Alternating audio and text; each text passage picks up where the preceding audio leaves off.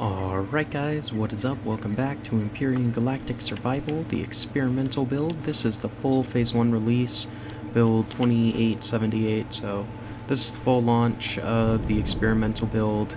I don't know if that means like it's no longer technically a beta or what, but anyway, there was a little update between last session and this one. Anyhow, before I finished last time, and in between episodes, I went ahead and scouted a bunch, mined some, and went ahead and built us our small vessel. So I was looking at the tech tree, and in order to unlock the warp drive, we need to kind of go ahead and get to level 10. So we need to either scout a bunch of things or go to combat. My thought is we're going to go to the moon and try to scout some stuff, see if that gives us enough for the couple levels we need. Like, let's take a look to build the small range warp drive, which is going to get us to kind of the mid game where you can access all the materials. It's going to be at level 10 and it takes 12 points, so we've got 3 levels to go. As far as how close we are, we're only 34% to level 8, so we still got a ways. It's alright. But I think at level 10, you can unlock the warp core for the capital vessel as well, so that's good. But I think there's also capital vessel blueprints here that I have that can be built once you reach level 10. So that's a 20. This is a level 7, so that's pretty low, but it still takes Arcosium, so I don't really get this. Like, you can't really have a warp drive. Yeah, whatever. So you can build the Corvette at level 10. We need neodymium, so we're going to have to build the small vehicle one first, obviously, but that's fine. I also... Since we killed that rock golem a few episodes back, we got that cobalt ore, I believe it was 8. Anyway, it was enough. I was able to build a drill, so that is fantastic. We've got a drill, a multi-tool, and our shotgun. So we're like fully equipped for what I normally walk around with, generally speaking.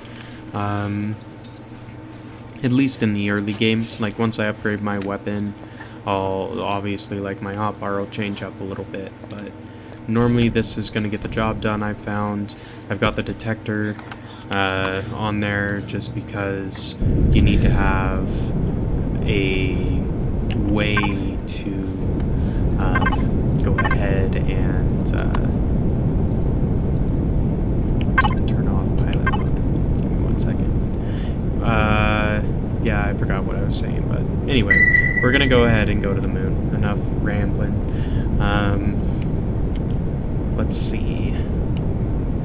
There is a gas giant over here, so I'm kind of excited about that. Like, I hope there's a gas giant within our system, and it looks like there is. So those are new. Basically, it'll have like a moon or two around it. That'll be like any other moon. However, instead of a star, it'll be a gas giant. So kind of cool. It's similar, like as far as the gravity, relative gravity goes. That's kind of how it works. The gas giant would be like significantly larger than any moon circling it, and as a result of that, even if you were on the surface on the moon, orbiting the gas giant, like the gas giant would be probably bigger than our sun looks on Earth. It's pretty cool. So that's part of what I like about this game. They do a really good job at being accurate, I would say, I guess. I don't know how to phrase it exactly, but it's awesome. Whatever it is, keep it up, in my opinion. So we can use our scanner. They have changed space, so there's these random objects now. So this is probably a mineable asteroid, which may not be bad. We might be able to find some titanium, which would be helpful. Just because we do need to be able, trying not to crash into stuff here. Awesome, it kind of stopped. Great. Let's see. I guess we'll go to this one. It's fine. Well, I think there's new factions now, or like the alien faction is now named and like has their own dialogue and stuff like that, and I think pink is their color. Yeah, so alien is now its own thing, I believe. So this will have promethium and pentaxid and maybe erestrium. So that's actually a decent find. We will probably have to kill some aliens if we go mining there, and potentially ships, which I don't really want to deal with.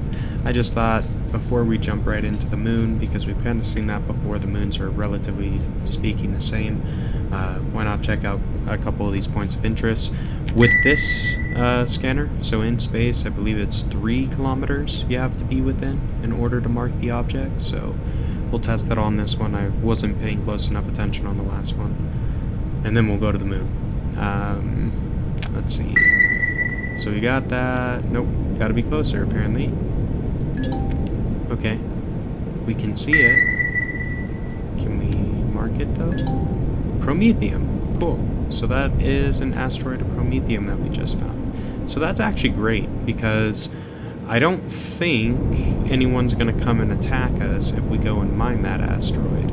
So when we need to restock on promethium, we'll probably go to that asteroid. Like, it makes sense, it's big, so we should be able to get a fair amount of promethium ore so we can make more fuel. That's primarily what it's used for. I think it's also used in the multi-tool charges, which we probably won't have to restock. Same with the drill charges. Either way, we know there's an asteroid now. Let's take a look at Aruma Moon and see if this bad mamma jamma has some magnesium. That would be good. Then we could actually build rocket turrets and, you know, a rocket launcher and stuff, so that would be a decent find. Maybe it will have gold, would be good as well, so we can, you know, upgrade the CPUs on some of our ships, because as it stands right now, this ship is pretty much maxed out on the CPU.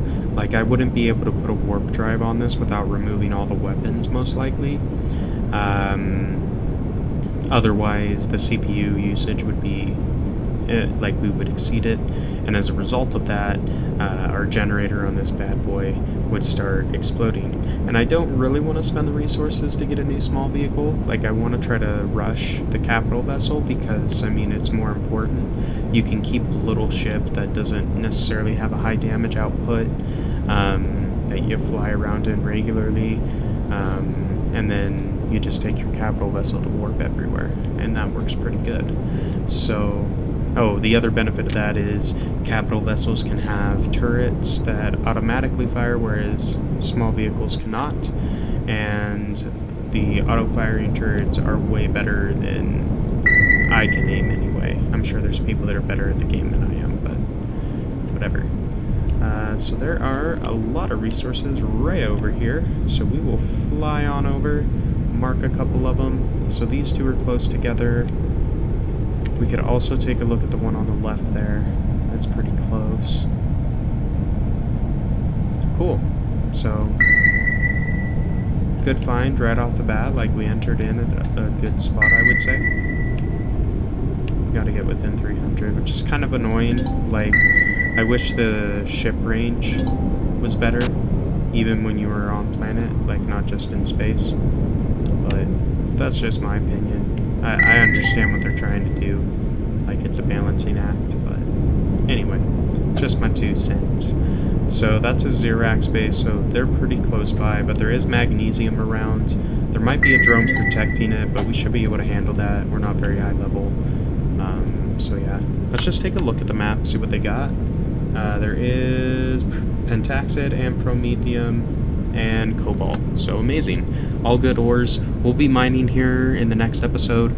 If you like the content this time, please like, comment, subscribe as always, and until next time, this has been Lone Invader 7, and we will see ya.